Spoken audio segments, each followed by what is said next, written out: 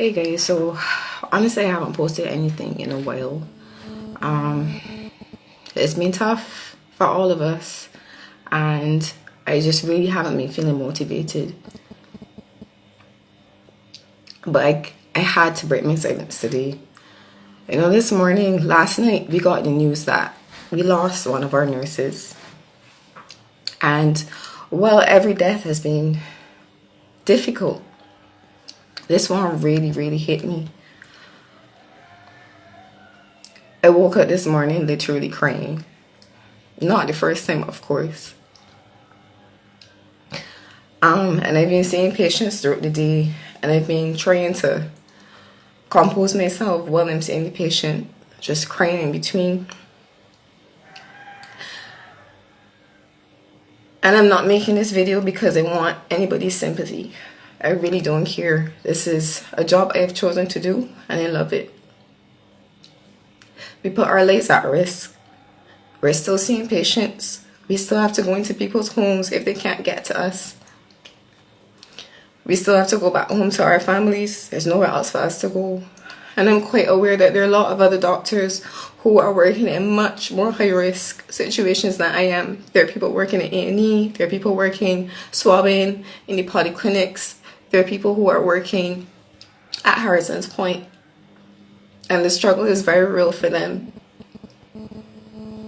So I'm not making this for sympathy. I want you to know that there are real people who are fighting this battle.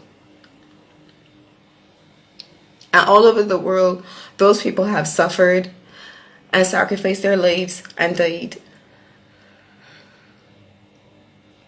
So before you get up to decide that you're going to slip through the back door at your hairdresser because you can't bear to pull your hair back in one, like I have done, before you decide that you must go to your lash technician,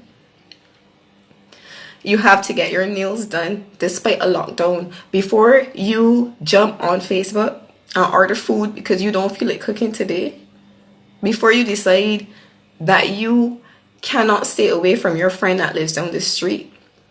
After all, we're just friends and we're always mixing up with one another, so there's nothing wrong with it. Before you decide that you can go next door or see your relatives down the street, I want you to think about the people who are literally putting their lives at risk, putting their families at risk to protect yours, and ask yourself if what you are about to go and do is worth it.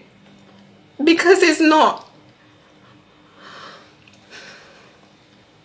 Nobody should have to come to work every day and wonder if they're going to come carry back home something that could potentially kill themselves or their families. And it's not just doctors and nurses, it's cashiers. I know people who work as cashiers, who work as gas station attendants, who work in hospitality, who are scared, who are so afraid to go back home because they are exposed and they have to be out there. And I know it's hard for people who are at home and not making an income. I know it has to be difficult. But you see all this running to the supermarket for everything, running at people that you don't need to be at, out in the street congregating, out on the beach on Sunday mornings or whenever you go, laughing and talking with people like nothing is happening, like people aren't dying, like there aren't people who are under severe stress trying to keep this country afloat. It has to stop. It has to stop. And if you have any semblance of a conscience, I hope that you will hear what I am saying. Every time that you get to leave home, I don't care who it is to go to, who it is to see, what justification you have for it. Every time that you get up to leave home unnecessarily, you are putting somebody's life at risk, and you are a part of the problem. And we are going to be stuck here longer than we need to be. Before you make that next bad decision, and yes, I said it, bad decision, selfish decision, I want you to think that yes, it is hard to stay at home and it's hard not to be able to enjoy the things that you are used to. But it is harder to watch people die. It's harder to watch people suffer. It's harder to not be able to access proper care for our patients because the system is overwhelmed.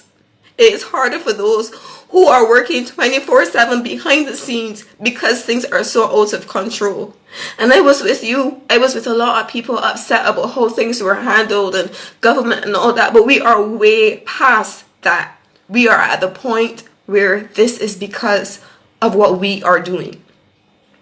So I want to say to you, from the bottom of my heart, I love people. I love people. But I am deeply disappointed. And if you have a heart, and if you can't hear what I am saying, please, please stay at home. It's not worth it. Please stay at home. Help us help you.